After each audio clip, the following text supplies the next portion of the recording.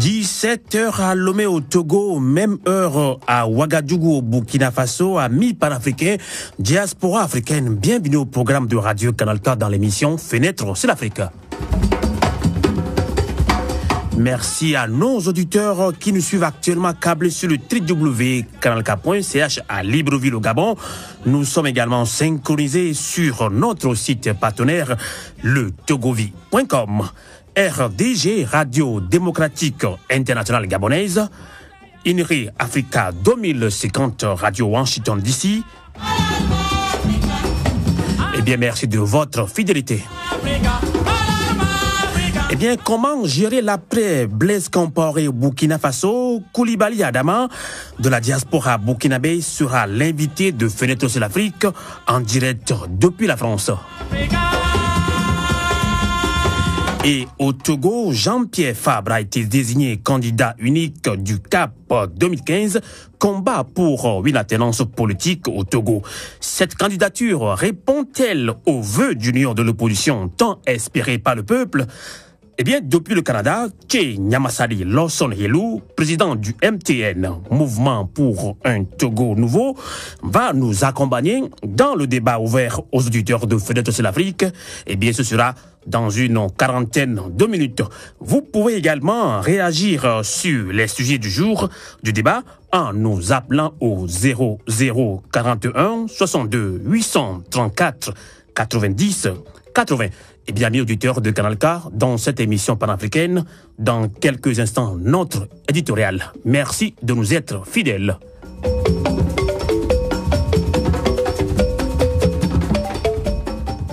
Amis panafricains, diaspora africaine, la révolution du peuple souverain burkinabé, les 30 et 31 octobre dernier, continue de faire la une des journaux.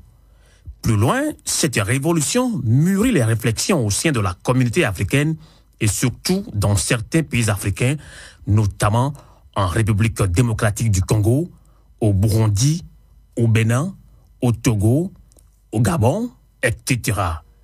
Eh bien, ces dirigeants de ces pays avaient également manifesté leur volonté de modifier la Constitution afin de se maintenir au pouvoir. La limitation du nombre de mandats présidentiels serait-elle devenue l'une des pierres angulaires du néo-constitutionnalisme africain d'expression francophone? Eh bien, chers auditeurs de Fenêtre sur l'Afrique, c'est la grande question qui taraude bon nombre d'Africains. Le vent révolutionnaire qui a soufflé au Burkina Faso pourrait-il inspirer, voire provoquer des soulèvements populaires dans certains pays africains de la sous-région ouest africaine? Le moins qu'on puisse dire, c'est que les peuples africains en ont ras-le-bol des dirigeants omnipotents et inamovibles. Tous les Africains continuent de saluer la bravoure et surtout le sens élevé du patriotisme du pays des hommes intègres.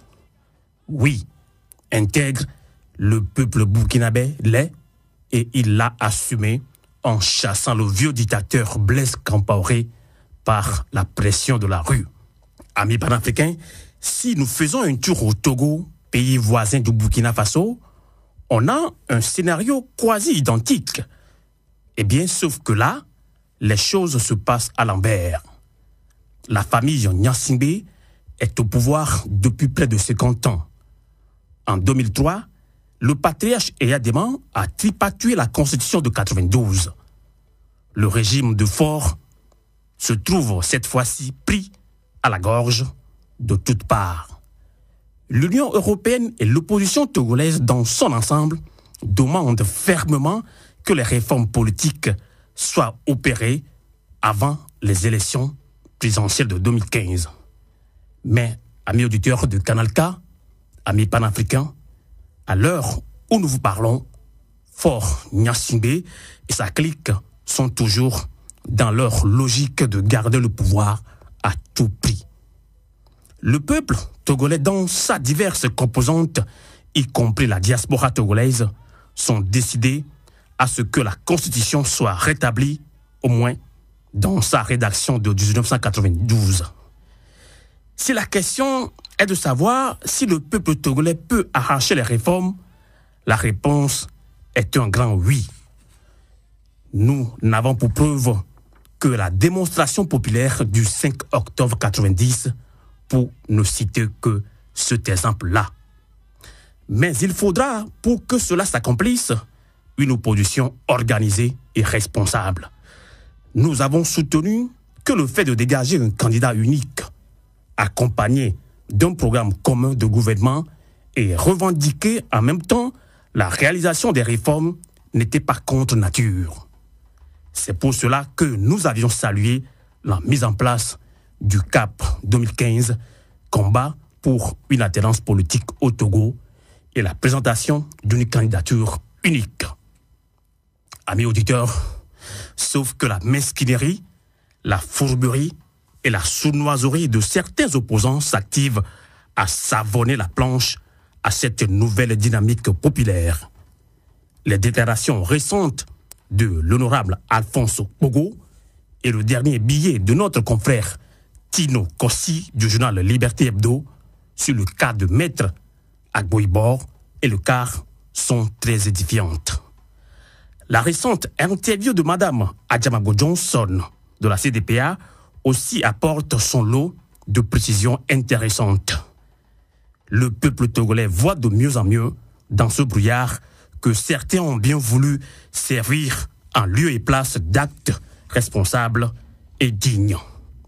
Si l'ADI et le CAR pensent que l'Assemblée nationale voterait volontiers leur proposition de loi, pourquoi ne vont-ils pas recueillir des signatures dans les rangs de UNIR UFC, vu qu'ils sont partants?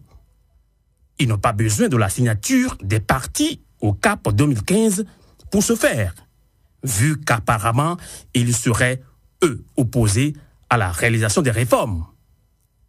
Le peuple du Togo en a marre qu'on le prenne pour une bille. La lutte pour l'avènement de la démocratie au Togo n'a pas de paternité que celle du peuple souverain. Qu'est-ce qui fait croire au CAR que nul autre mouvement politique de l'opposition n'est légitime à assurer la direction du pays, si ce n'est que lui? Maître Yaovi Agboibor et ses inconditionnels doivent savoir que leur formation n'a plus grâce aux yeux du peuple. Ils l'ont assez floué, berné et abusé. Le peuple a démasqué l'ignominie de leurs desseins. Se proclamant le jour le parti des déshérités, la nuit entre eux, ils pensaient plutôt parti des ignares. Sauf que le peuple qu'ils pensaient ignare, c'est lui reconnaître et a reconnu l'ivraie des bons grains. Achanto, Tia Chamé. Loin de jeter l'anathème sur Maître Yaovi Agboibor, dont nous respectons beaucoup sa personnalité, eh bien, amis auditeurs, à Fenêtre sur l'Afrique, nous n'inventons rien. L'histoire politique togolaise nous donne raison. Il suffit d'ouvrir grandement les yeux et décrypter les actes minables et destructeurs que posent certains opposants, sinon c'est pour 2 ans. Maintenant, amis auditeurs de Fenêtre sur l'Afrique, diaspora togolaise, Togolais de tous bords, il faudra que nous nous mettions tous dans la dynamique de réclamation des réformes. Ces dernières sont une garantie pour des élections équitables. Les effets de la pression sur le régime se font sentir et ce n'est pas le moment de flancher. Le leitmotiv doit être « pas sans mes réformes ». Une fois encore, un appel est lancé à l'endroit de nos frères des corps habillés. Refusez toute instrumentalisation car les hommes passent, mais les institutions demeurent. Le peuple saura se rappeler de votre sens de la chose républicaine. Il saura aussi vous juger pour tout acte allant à l'encontre de ses aspirations profondes. La diaspora togolaise n'a certes pas le droit de vote. Néanmoins, la patrie est aussi la sienne.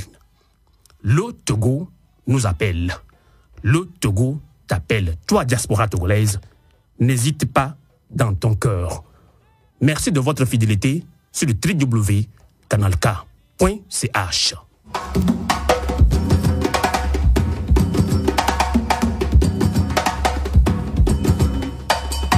Juste après l'insurrection populaire du 30 et 31 octobre dernier au Burkina Faso, l'armée burkinabé avait manifesté sa volonté de récupérer le pouvoir.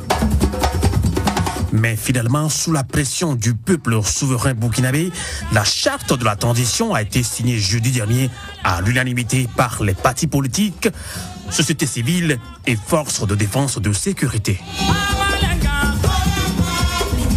Selon nos confrères du site d'information lefaso.net, le lieutenant-colonel Yacouba Isaac Zida devrait faire une déclaration ce samedi matin à 11h pour annoncer la levée de la suspension de la Constitution.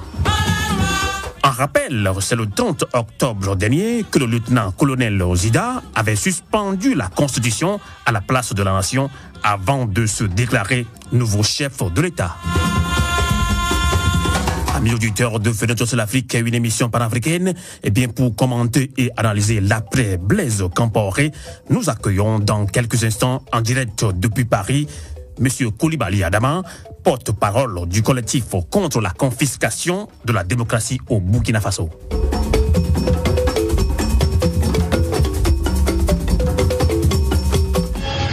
FM Liberté à Chicago, la radio de la diaspora africaine. Partenaire de Fenêtre sur l'Afrique. Monsieur Coulibaly Adama, bonsoir. Bonsoir. Merci de nous accompagner en direct depuis Paris. Comment expliquez-vous cette détermination du peuple burkinabé qui a mis la pression sur l'armée à restituer le pouvoir, et justement car finalement une charte a été approuvée jeudi dernier à l'unanimité et par l'ensemble de la classe politique, y compris la société civile. Alors, je vous remercie de permettre de parler encore une fois donc de cette lutte, de cette révolution démocratique au Burkina. Eh bien, il faut dire que cette révolution démocratique est un aboutissement, même si elle n'est pas encore totalement terminée, est un aboutissement d'une lutte de longue haleine du peuple burkinabé depuis 1966. Mais il est vrai que le président Compaoré avait tenté de bâillonner le peuple. Malgré tout, sous le règne de Compaoré, du dictateur Compaoré, le capitaine Compaoré, et il y a eu plusieurs luttes. Alors, les plus récentes remontent à 99, suite à l'assassinat de Norbert Zongo. Et ensuite, il y a eu des luttes aussi beaucoup plus récentes. En 2008, donc des émeutes de la faim. En 2011 également, il y a eu des luttes encore contre la faim, contre la misère. Et il y a eu des mutineries militaires. Et il faut dire qu'il y a énormément de jeunes qui se sont aussi mobilisés. Le Burkina, d'Aix-Volta, a toujours connu une société civile très engagée, très organisée. Et là, il faut dire que c'est la succession de ces luttes, cette formation, cet engagement de l'ensemble des populations, y compris des artistes ces derniers temps, qui a permis donc de fédérer justement ces sentiments patriotiques, ces sentiments pour une véritable démocratie et contre la dictature et contre le pillage des richesses du pays. Donc c'est la société civile, les partis politiques d'opposition légaux ou même des partis clandestins. Donc c'est tout cela mis ensemble qui a permis justement d'aller vers ce mouvement, cette mobilisation qui a été cristallisée aussi par l'entêtement incroyable du président Compaoré, de l'ex-président Compaoré, et qui a voulu tout faire pour continuer justement dans son dessein funeste de vouloir briguer encore 15 années supplémentaires. Voilà pourquoi les choses se sont précipitées au dernier moment, parce que la société civile, les partis d'opposition et les communautés religieuses, toute la société ne comprenait plus du tout l'entêtement de ce monsieur. Exactement. Qui pensait être au-dessus de tout le monde et qui pensait avoir le soutien de ses amis extérieurs et qui pensait que les Burkinabés allaient encore une fois échouer face à lui. Donc en fait, il y a eu aussi un vrai travail qui a été fait. J'insiste là-dessus parce que c'était une première au Burkina par des artistes qui ont fait des chansons pour dénoncer Blaise Compaoré, des chansons très engagées, qui se sont mobilisées à travers des associations, notamment le Ballet Citoyen, mais il y a eu surtout beaucoup d'organisations, de syndicats, des partis politiques, d'organisations de la société civile, des mouvements des droits de l'homme, de toutes sortes d'associations de la société civile, y compris d'ailleurs des organisations qui luttaient contre la corruption. Donc c'est en fait toutes ces organisations qui ont permis, qui se sont battues et de manière tout à fait organisée pour qu'on en arrive à un tel résultat provisoire, parce que tout n'est pas encore complètement gagné. C'est clair. Coulibaly Adama, on parle d'une probable transition d'une année et qui sera suivie de l'organisation des élections au Burkina Faso. Bien, comment voyez-vous l'après Blaise Compaoré? Les choses ne vont pas être très faciles, certes, mais déjà, il faut dire que il y a la société civile, les partis d'opposition et l'armée aujourd'hui montrent quand même qu'il y a des intentions, on a l'intention tous ensemble de prendre en compte cette volonté populaire d'aller vers autre chose. Ça, c'est sûr. Et déjà, ce qui s'est passé, c'est de bon aloi, hein. Mais l'après Compaoré ne va pas être une chose simple, comme je le disais, parce que Blaise Compaoré avait gangréné l'ensemble de notre société, l'ensemble des composantes du pays, même si vous le constatez, comme vous le constatez, il y a quand même la majorité de la population qui était en dehors, mais qui ont des aspirations tout à fait nobles. On l'a vu avec cette révolution. Ça ne va pas être facile parce que l'essentiel de l'appareil économique était vampirisé par Blaise Compaoré, sa belle famille et ses proches. Ça ne va pas être simple à remettre les choses. On va découvrir certainement beaucoup de choses, beaucoup d'horreurs. Il va falloir remettre de l'ordre dans tout ça. Ça ne va pas être très facile. Au plan politique, il n'y avait que le CDP, le Congrès pour la démocratie, le progrès du parti du capitaine Compaoré. Il n'y avait que ce parti qui avait en quelque sorte voix au chapitre. Les partis d'opposition étaient réduits à la portion congrue. Il avait fait en sorte qu'il n'y ait pas beaucoup de marge de manœuvre pour l'opposition. Donc ça ne va pas être très facile non plus pour l'opposition classique. Et pour la société civile, ce qui est intéressant, c'est que cette société civile, dans pratiquement son ensemble, laisse entendre qu'elle va rester en sentinelle, qu'elle va se tenir en sentinelle pour que cette période de transition se passe au mieux et que même par la suite, l'ensemble des acteurs politiques qui seront aux affaires, eh bien, seront obligés de tenir compte de ce qui s'est passé là et de faire en sorte qu'il n'y ait plus jamais d'OPA, en tout cas de confiscation de la démocratie chez nous. Ça ne va pas être quelque chose de simple, mais déjà, ça va. Si on continue de discuter comme cela se passe maintenant, eh bien, je pense qu'on pourra certainement mettre les garde-fous nécessaires pour que la compétition électorale à venir et celles qui suivront par la suite se passent dans les meilleures conditions possibles.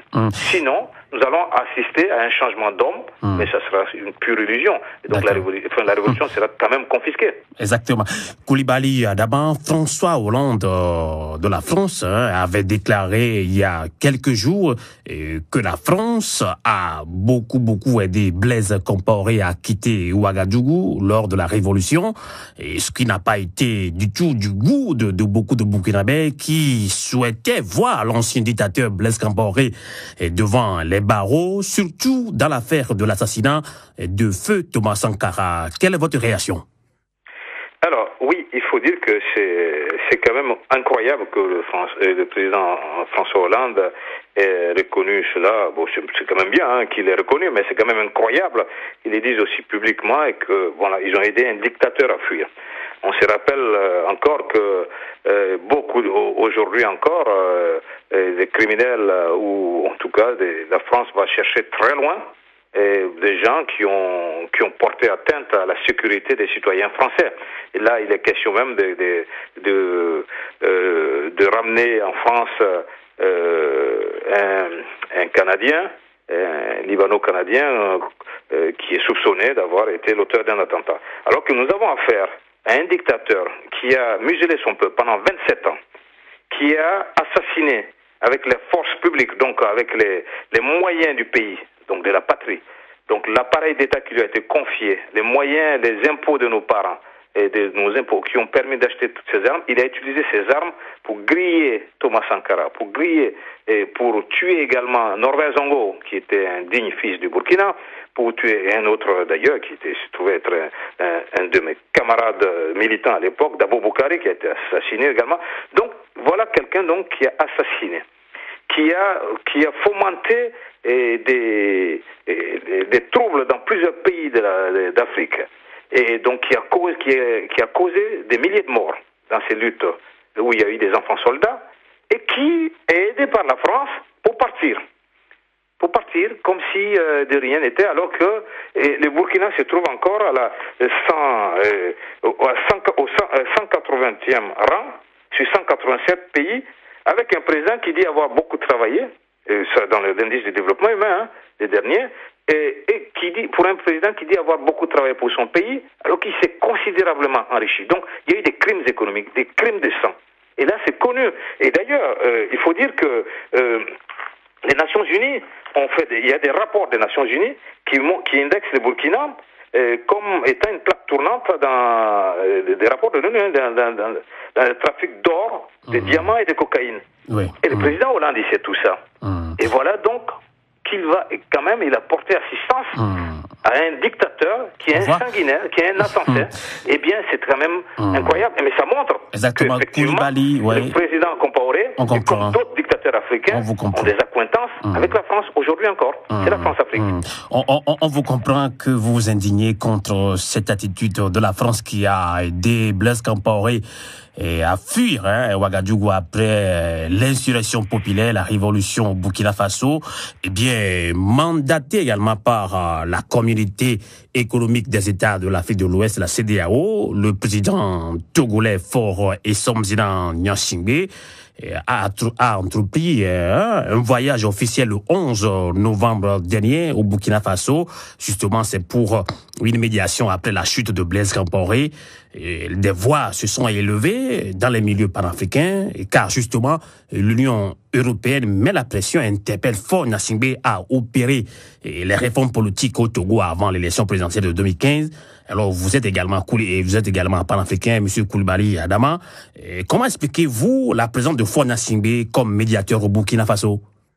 Alors, là, il faut dire que, naturellement, on fait appel à des chefs d'État qui sont aux affaires pour ce genre de médiation. Mais il faut reconnaître quand même que c'est comme Lord Blaise Compaoré, qui était un pyromane pompier. On le prenait comme médiateur dans des pays où lui-même avait fomenté des troubles. Bon, on va voir. Donc, on va amener M. Faure Gnassingbé, qui n'est pas forcément, à mon avis, aujourd'hui, le mieux indiqué pour une telle médiation. Quand on voit que la situation du Togo, on peut se poser la question de savoir même si la Constitution là-bas n'impose pas de limitation, pour ce que je sais, des mandats présidentiels, il n'a pas, lui non plus, été très clair sur la question de sa succession jusqu'à présent. Alors, donc, voilà donc quelqu'un qui vient là. Quelque part, ça peut être intéressant qu'il voit un peu la détermination du peuple burkinabé et qu'il s'est dit, tiens, peut-être que j'ai intérêt moi aussi à faire attention. De ce point de vue, ça peut être une bonne chose, pourquoi pas. Mais c'est un chef d'État, tout à fait. Mais je ne pense pas que ce soit forcément le mieux indiqué, comme d'ailleurs d'autres personnes qui aujourd'hui s'agitent, parce qu'on a bien vu que beaucoup d'institutions, que ce soit africaines ou ailleurs, n'ont pas réagi avant que le peuple se soulève. Ils voyaient bien ce que Blaise Compaoré faisait pendant longtemps, mais bon, il n'y en a pas beaucoup qui avaient réagi avant. Donc je pense que pour ce qui concerne Faure, j'espère surtout qu'il aura compris que les peuples sont les seuls qui peuvent être vraiment souverains, qui peuvent décider de l'avenir, de l'organisation politique, sociale et économique sur les territoires sur lesquels ils vivent.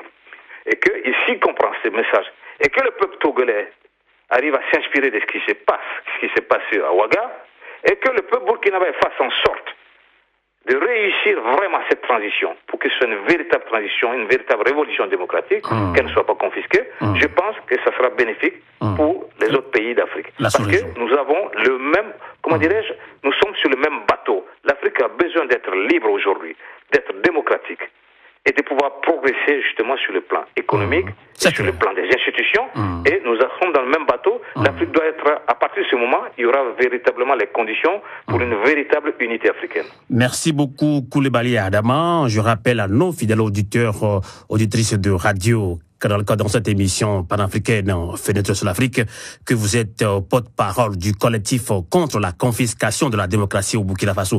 Merci d'avoir participé à cette émission, d'avoir expliqué beaucoup de choses sur le Burkina Faso, l'après Blaise Compaoré. Merci et à très bientôt. Bonne soirée à vous, Monsieur Coulibaly.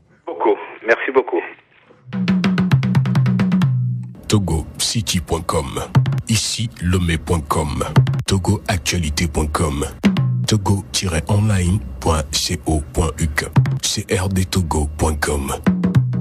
Sur nos sites, partenaires de Fenêtre sur l'Afrique. Fenêtre sur l'Afrique, la voix des sans-voix, la voix des opprimés.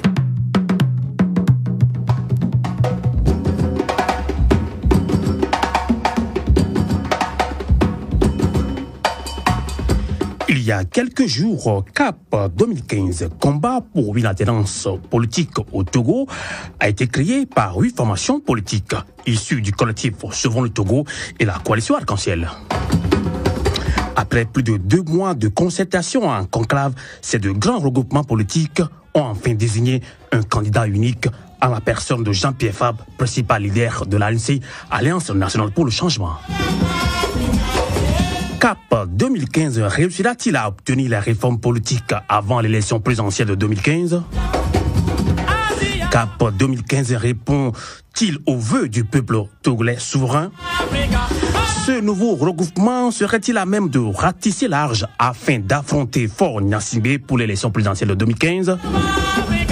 Amis auditeurs de Fenêtre sur l'Afrique, de Canal K, dans cette émission panafricaine, Djeri Tama, président du NET, nouvel engagement togolais, est l'invité de Fenêtre sur l'Afrique, en direct depuis Lomé.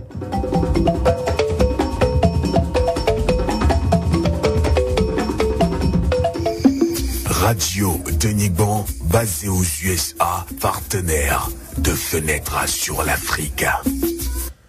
Djeri Tama, bonsoir. Bonsoir. Vous êtes président du NET, nouvel engagement togolais. Votre formation politique est également membre du nouveau regroupement CAP 2015, combat pour une alternance politique au Togo. Dites-nous un peu les fondements de cette nouvelle création, sans langue de bois, Djeri Tama. Est-ce que la désignation de Jean-Pierre Fabre comme candidat unique de CAP 2015 a été sous influence? Non, la déviation de CAP 2015 ne peut pas être sous influence. Du moment où vous avez 8 partis politiques qui ont marqué dans l'histoire politique togolaise leur indépendance, vous ne pouvez pas imaginer un seul instant que ces partis-là puissent tromper leur indépendance et leur vision contre une influence dont on ne connaîtra pas l'origine. Si vous permettez, si les éditeurs permettent, je vais recadrer assez rapidement l'origine de la création de CAP 2015. CAP 2015 est né depuis le conclave est né depuis les leçons que nous avons tirées des élections législatives de 2013, qui nous ont montré que l'opposition, si elle ne va pas en rang ensemble, si elle ne chemine pas ensemble, a très peu de chances de réaliser l'alternance tant demandée par les populations togolaises.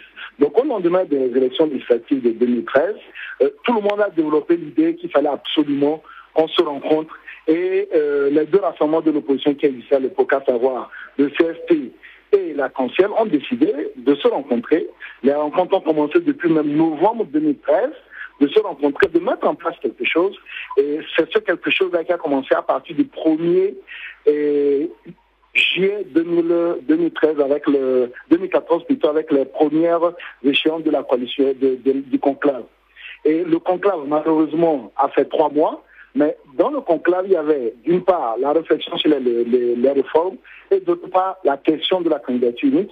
Et les partis rassemblés dans les 2 regroupements n'ont fait qu'appliquer la feuille de route du conclave ayant abouti donc logiquement le 31 octobre dernier à la désignation de Jean-Pierre Fabre comme candidat unique de l'opposition. Donc il n'y a aucune contrainte. Ce n'est que le débouchement final d'une procédure qui a commencé depuis le 1er juillet 2014. D'accord. Mais directement, certaines voix s'élèvent pour accuser l'ANC, Alliance nationale pour le changement, votre partenaire au sein du CAP 2015, de militer en défaveur des réformes politiques. Qu'en dites-vous? Il n'en est pas question. Il n'en est pas question. Pourquoi? Je vais vous expliquer pourquoi est-ce qu'il n'y en a pas question. Quand nous sommes retrouvés au niveau du conclave, il y avait 3 grands points à l'ordre du jour. À savoir le bilan. Il fallait absolument que nous, sans concession, nous regardions en face et que nous voyons ce qui n'avait pas été. C'est ce que nous faisons. C'est la première étape. La deuxième étape, c'est la question des réformes. J'ai fait partir de la commission qui a été chargée de réfléchir sur les réformes et nous avons mis en place une feuille de route. C'était la deuxième étape. Et la troisième étape, c'était la question des présidentielles de 2015. Et c'est quand nous sommes arrivés à la question des présidentielles de 2015 que nous avons, d'un commun accord, abouti à la conclusion qu'il fallait absolument, pour mutualiser les énergies, assurer une chance de victoire à l'opposition, d'avoir un candidat unique. Lui, candidat unique qui a été Jean-Pierre Fabre au bout d'un processus qui a même pris du temps. Mais la question des réformes, dès le 8 juillet, le conclave, la première réunion a eu lieu le 1er juillet. Dès le 8 juillet, on a mis en place une commission qui a proposé une feuille de route. Et cette feuille de route-là, il y avait 3 étapes, il y avait 3 niveaux. Le premier, la proposition de loi. Le deuxième, les contacts avec tous les acteurs de la crise togolaise, à savoir les diplomates, les partis politiques, la société civile, les syndicats. Et le troisième élément, la dynamique populaire, à savoir les manifestations. Donc, aujourd'hui, CAP 2015 ne fait qu'appliquer, une fois que nous sommes arrivés à la fin du processus au niveau du conclave, CAP 2015 ne fait qu'appliquer, tout simplement, la feuille de route qui lui a été présentée par une commission de son sein. En réalité, la question, la proposition de loi, puisque c'est d'elle que vous parlez, si le groupe a dit, car ne l'a pas présenté le mardi, ben nous, en réalité, 2 jours plus tard, on aurait parlé de cette proposition de loi, puisque une fois que CAP 2015 a été mise en place, une fois que le président a été désigné, la prochaine étape était, bien entendu, la mise en œuvre de cette feuille de route-là. Donc, directement, allez-vous soutenir l'initiative d'introduire un projet de proposition de loi portant réforme politique comme le soutient le CAR, elle a dit? Le lundi prochain, à 9h, il y a une réunion entre le CAP 2015, ADI et le CAR. Nous allons tout simplement harmoniser les 2 textes, puisque nous avions le nôtre, et ils ont proposé un texte à leur niveau. Nous allons harmoniser, et si tout marche bien, dès lundi, on va déposer ce texte-là sur la table du président de l'Assemblée nationale. D'accord. Le CAP 2015 ne veut pas être opposé à l'idée de faire une proposition de loi pour faire en sorte que les réformes qui sont demandées par le peuple togolais entier puissent avoir lieu.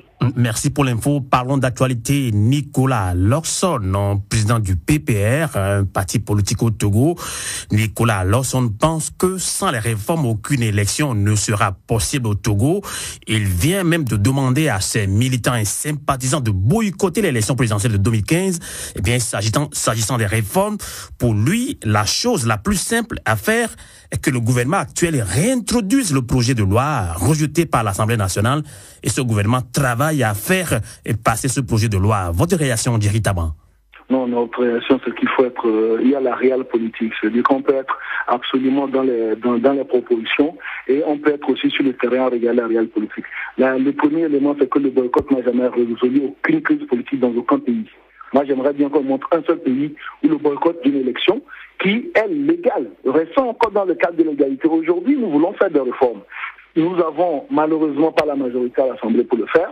Nous amenons nos confrères, on va les appeler ainsi, de venir à comprendre que les réformes dont nous parlons, elles sont utiles pour l'ensemble des Togolais. D'accord. Si les réformes ne sont pas faites, parce que nous n'avons pas la majorité à l'Assemblée nationale, nous n'allons pas nous interdire d'aller aux élections, encore que ce n'est pas parce que nous faisons les réformes que nous gagnons automatiquement les élections. Il faut qu'on arrête de dire n'importe quoi aux populations. Les réformes à elles seules ne garantissent pas à l'opposition la victoire aux élections. Les réformes est une étape. Après, il y a énormément d'autres étapes et la diaspora doit jouer un rôle important dans les autres États qu'il y a, à savoir la mobilisation à l'échelle internationale, la mobilisation financière, la mobilisation des idées. Nous avons beaucoup de compétences qu'il y a à la diaspora aujourd'hui qui peut nous accompagner tant sur le suivi de ces élections, parce que une fois que nous avons les réformes, la deuxième étape qui est la plus importante, c'est la transparence et la traçabilité du scrutin. C'est ce qui est le plus important. Et pour cela, il ne faut pas penser que les réformes donnent automatiquement les résultats à l'endroit, la victoire à l'endroit de l'opposition. Les réformes, on les fera, parce qu'aujourd'hui, quand on sonde toute la classe politique, il y a une réelle volonté de faire les réformes. Maintenant, après, c'est des questions d'initiative. Mais il faut dire au peuple togolais qui nous écoute que ce n'est pas uniquement les réformes qui nous garantissent la victoire aux élections, mais il y a énormément d'autres paramètres. Comme je l'ai dit tout à l'heure, les besoins financiers, les besoins techniques sur le terrain et aussi les besoins de communication. Il faut que nous ayons en mesure de mieux communiquer. Et pour le faire, nous avons besoin de toutes les énergies sur le terrain. D'accord. Moi, je reviens encore sur la décision de Nicolas Lasson, qui pense que le peuple togolais ou bien ses militants et sympathisants doivent boycotter ces élections. Et vous parlez de réformes, et puis les réformes, si vous ne les obtenez pas, vous pensez que vous devez participer quand même à ces élections-là, directement? Oui, bien sûr. Vous savez, il y a des pays où il y a des pays dans lesquels on n'a pas de tour. Il y a des pays dans lesquels il n'y a pas de limitation de mandat, où l'alternance quand même se passe. Nous pensons que pour l'équilibre et l'amélioration de la confiance dans le pays, il faut faire les réformes. Mais il ne faut pas non plus se dire que s'il n'y a pas les réformes, on ne va pas aux élections. Maintenant, j'ai entendu M. Nicolas Lasson dire qu'il ne sera pas candidat, qu'il va demander à ses militants de ne pas voter, de ne pas aller aux élections. Ben, ça, c'est une question de libre arbitre, du temps tout qu'il n'est pas candidat. Mais nous, tout ce que nous disons, nous accordons une première phase pour faire en sorte que les réformes se passent. Mais nous devons aussi envisager la possibilité que les réformes ne passent pas et que nous organisions une dynamique unitaire et une dynamique populaire pour faire en sorte que les Togolais qui, dans leur majorité, ont toujours voté pour l'opposition, mais maintenant, aujourd'hui, il faut faire en sorte que cette majorité qui vote pour l'opposition retrouve ces voix-là au niveau de la CENI, au niveau de la Cour constitutionnelle. C'est pourquoi nous parlons aujourd'hui de transparence et de traçabilité. D'accord. Directement, vous parlez de revendication des réformes. Au même moment, vous pensez que même si les réformes ne sont pas faites, l'opposition ne doit pas boycotter ces élections. Est-ce que vous n'encouragez pas quand même Faure Gnassingbé à ne pas opérer les réformes? Faure Gnassingbé, vous avez vu que depuis le 30 juin où le texte a été rejeté, ce n'est pas l'opposition qui a été la première à monter au créneau, c'est la communauté internationale, par le biais de l'ensemble du corps diplomatique présent au Togo, qui a levé le ton en disant qu'il fallait faire les réformes. Ça a été suivi par une partie de la société civile, à savoir les religieux, la société civile même traditionnelle a suivi, les autres délégations suivies. Donc aujourd'hui, il faudrait dire que c'est toutes les forces vives de la nation et toute la communauté internationale qui demande à Faure Gnassingbé de faire les réformes. Et Faure Gnassingbé, par le biais de son premier ministre qui, lors de son discours de politique générale, a dit à l'Assemblée nationale en 2014 que le Togo fera des réformes, non pas pour faire plaisir ni à l'opposition, ni aux partenaires politiques et aux partenaires internationaux, mais le Togo fera les réformes parce que les réformes sont utiles au peuple togolais. Donc aujourd'hui, dire que si nous n'avons pas les réformes, nous irons aux élections n'est pas une aberration, mais nous disons que la première étape dans laquelle nous sommes, c'est qu'il faut mettre en œuvre tous les moyens possibles que nous fassions ces réformes avant les élections. D'accord.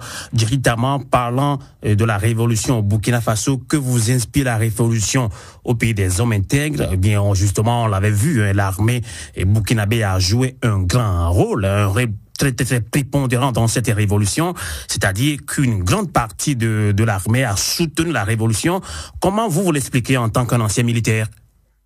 Non, écoutez, moi je pense que d'abord les réalités politiques et sociétales ne sont pas les mêmes dans tous les pays.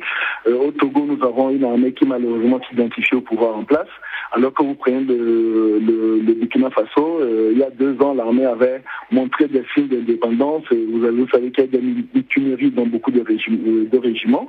Donc la réalité sociétale n'est pas la même. Au Burkina Faso, on avait une armée qui était rentrée officiellement en opposition avec le gouvernement en place, ce qui n'est pas le cas au Togo. Mais je pense que, au-delà de tout, les souffrances vécues par les populations togolaises sont partagées. Elles sont vécues au même titre par l'armée que par les populations togolaises.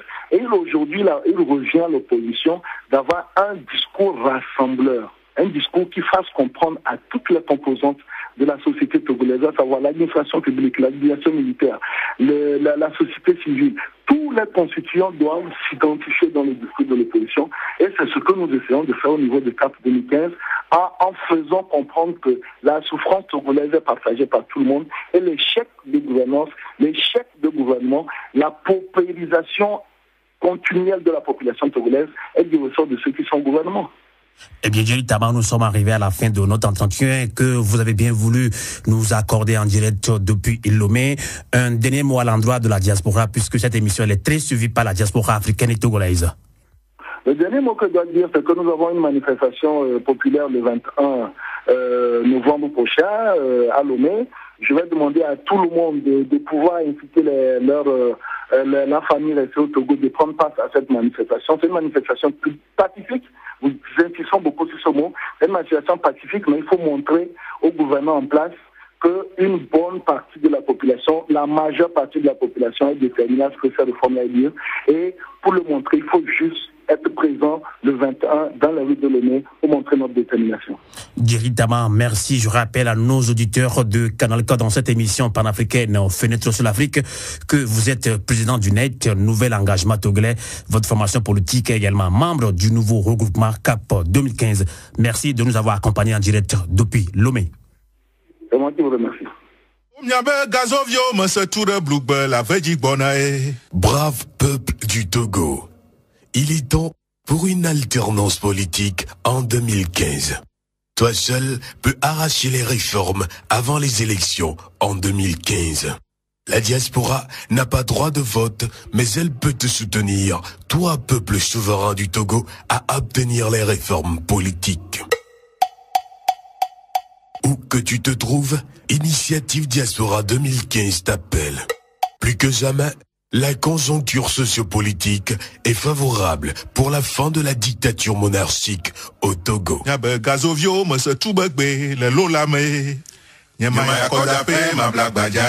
Une brèche s'est ouverte, saisissons l'opportunité et agissons vite.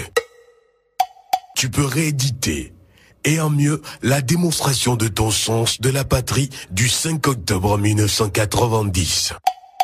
Les réformes, rien que les réformes. Sans les réformes, aucune élection ne sera plus possible sur la terre de nos aïeux.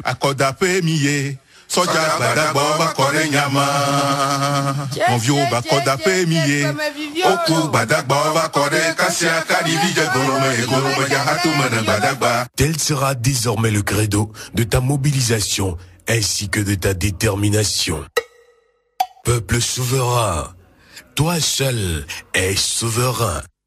Préviens toute la classe politique, car plus que jamais le cercle vicieux de parodie, d'élections frauduleuses, de violences, de négociations de dupes sera proprement brisé.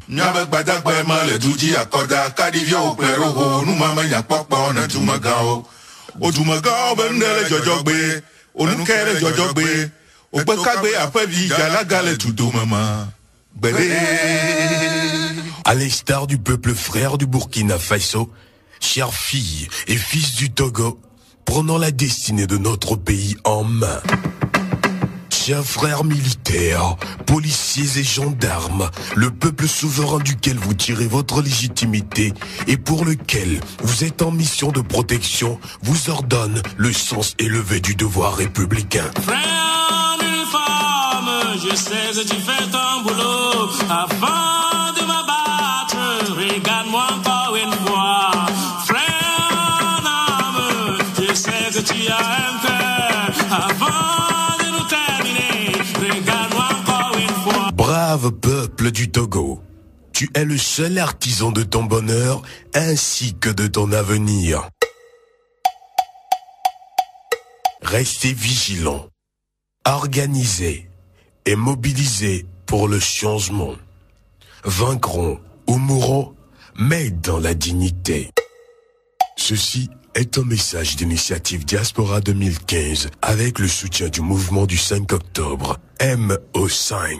Soldat, ne me dis pas. Soldat, ne m'abat pas. Soldat, ne me dis pas.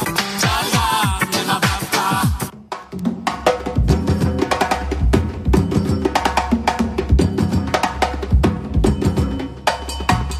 Eh bien, amis auditeurs de Fenêtre sur l'Afrique, câblés sur le www.canalk.ch et synchronisés sur le 3xleTogovi.com, le débat ouvert aux auditeurs est déjà prêt. Eh bien, Jean-Pierre Fabre a été désigné candidat unique du CAP 2015, combat pour une alternance politique. Cette candidature unique répond-elle aux vœux d'union de l'opposition tant espérés par le peuple? Faut-il surseoir à toutes sortes de convocations de l'électorat national jusqu'à la réalisation des réformes politiques? En quoi et comment le peuple togolais peut-il s'inspirer de la révolution au Burkina Faso? Dans une trentaine de minutes ou une vingtaine de minutes, la ligne sera ouverte au 0041 62 834 90 80. Eh bien, pour nous accompagner dans ce débat public ouvert aux auditeurs de FSA, Fenêtre sur l'Afrique, va nous accompagner tout de suite en ligne, en direct depuis le Canada, Tché Lawson Nyamasari Elou. Bonsoir. Bonsoir Amos, bonsoir à tous les auditeurs de Canal K sur l'Afrique. D'accord. Et surtout bonsoir à tous les compatriotes et militants de la diaspora, tous les résistants au Togo et tous ceux qui luttent pour l'avènement de la démocratie et de la liberté de l'alternance au Togo. Je voudrais donc saluer le peuple togolais ici à travers votre canal. D'accord. Moi, je vous reçois à 100%. Tu es là sur le loup, mais après, vous pouvez également un petit peu hausser le ton puisque je sens que le son est un petit peu faible. Alors, le débat public ouvert aux auditeurs, je l'avais annoncé, Jean-Pierre Fabre a été désigné candidat unique du CAP 2015, combat pour une alternance politique. Eh bien, est-ce que cette candidature unique du CAP 2015, selon vous, Tché Lawson Nyamasari Elou, est-ce que cette candidature unique répond-elle aux vœux d'union de l'opposition tant espérée par le peuple? Écoutez, Amos, je peux dire d'entrée de jeu que la candidature unique de l'opposition est une priorité, certes, parce qu'on ne peut pas aller à ces élections en dispersé. Il faut absolument que l'opposition parle d'une seule voix et c'est tout à fait louable et même recommandable que le peuple togolais, l'opposition dans toute sa composition, s'organise autour d'une candidature unique. Mais dans le cas d'espèce, pour les élections 2015 au Togo, je pense que c'est une priorité, mais c'est une priorité secondaire.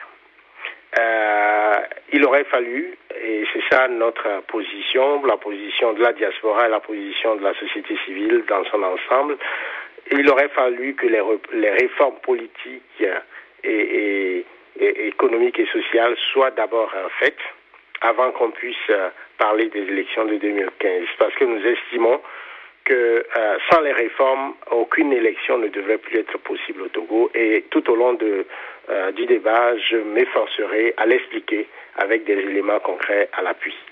Justement, Tché Lawson Nyamasari Elou, la question, elle est claire. J'ai compris effectivement ce que vous voulez dire par rapport aux réformes politiques. Beaucoup de Togolais espèrent que ces réformes soient opérées et c'est le combat également au CAP 2015. Justement, beaucoup après, même avant le conclave qui a duré pratiquement 3 mois, beaucoup de Togolais se disent quelle doit être la couleur de la fumée, finalement la couleur de ce conclave. On a bien espéré, mais finalement, c'était un peu dur, mais CAP 2015 a dégagé. Quand on parle de CAP 2015, c'est le collectif Sauvons le Togo et la coalition Arc-en-Ciel qui ont finalement dégagé un candidat unique en la personne de Jean-Pierre Fabre. La question, est-ce que cette candidature répond aux vœux de l'Union, aux vœux d'union de l'opposition tant espérés par le peuple? C'était ma question, Tché Lawson Elou. Évidemment que il faut être honnête pour reconnaître que la candidature de Jean-Pierre Fabre, c'est une candidature qui va de soi.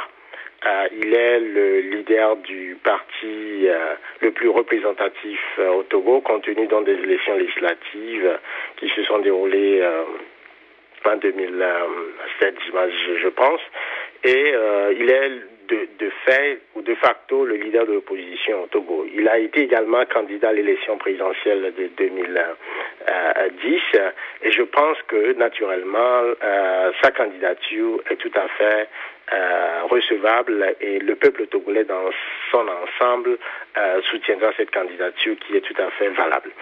Mais la question fondamentale, ce n'est pas de savoir si Jean-Pierre Fabre peut gagner les élections de 2015. La question, elle est tout à fait, nous savons, compte tenu de l'expérience que nous avons eue en 2010, que valablement, il va gagner ces élections. Mais toute la problématique est autour de la machine de fraude que le régime RPT UNIR de Faure Gnassingbé a mise en place depuis le contrôle de la liste électorale jusqu'à la Cour constitutionnelle en passant par le CENI. Alors toute la dynamique, toute la machine de fraude est là. Alors tant que nous voudrions bien aller à ces élections-là, on appelle la population à les voter, mais la question est de savoir si la volonté du peuple, le résultat des urnes va être reconnu. On va vous dire, après proclamation de facto des résultats par une CENI au bot du régime, comme quoi votre seule alternative, c'est d'aller à la Cour constitutionnelle. On sait que Assouma et sa bande est là pour vous dire que désolé, on rejette toutes vos contestations. Résultat, vous êtes devant encore un régime de Faure Gnassingbé qui va remplir pour encore jusqu'en 2020 ou 2025. C'est toute là la problématique. C'est pourquoi nous pensons qu'aujourd'hui au Togo, la question vraiment n'est pas d'aller à ces élections, mais c'est de s'appuyer sur les réformes. Pourquoi? D'abord, je voudrais vous rappeler que en 2005, Faure est arrivé au pouvoir dans le sang. Et son accession au pouvoir a été décriée par le monde entier. La seule façon pour lui d'être légitimé, c'est de pouvoir accepter de faire des réformes constitutionnelles et institutionnelles durant les accords de Ouaga. Et c'est la seule façon pour l'opposition de l'accompagner et de légitimer son pouvoir. Et à travers cet accord, Faure a eu 10 ans, de 2005 jusqu'à 2015, sans que les réformes n'ont pas été faites. Aujourd'hui, il est devant le fait accompli. On est tous devant le fait accompli. Il n'a pas fait les réformes. Par conséquent, il y a une promesse qui n'a pas été tenue. Tant que ces réformes n'ont pas été faites, pas question d'élection de 2015. Et la communauté internationale qui était garant des accords de Ouaga devait être mise devant ses responsabilités pour qu'on puisse, n'est-ce pas, pour que le peuple togolais, dans toute sa majorité, puisse demander des comptes à Faure Gnassingbé. Pourquoi ces réformes n'ont pas été faites? Tant que ces réformes n'ont pas fait, il n'y a pas d'élection, il n'y a pas possibilité pour lui d'aller au-delà de 2015. Voilà la question fondamentale. Maintenant, quand l'opposition, il faut aussi clarifier la position de l'opposition qui est très ambiguë. N'est-ce pas? Denis Guéritama vient de le préciser tout à l'heure. Oui, les réformes, oui, nous sommes tous d'accord pour les réformes, etc. Manifestation pacifique le 21, mais à condition, même si on ne les obtient pas, on va quand même à ces élections. Donc, on va ressortir la même rengaine. Et on va ressortir toujours la même rengaine. Et le résultat, c'est que le RPT continue. Le RPT uni continue. Donc, pour nous, pas question pour le peuple togolais d'aller aux élections tant que des réformes fondamentales n'ont pas été faites. Rappelez-vous aussi que la première élection libre et démocratique au Togo, et là, la mémoire historique est là pour la démontrer, c'est en 58.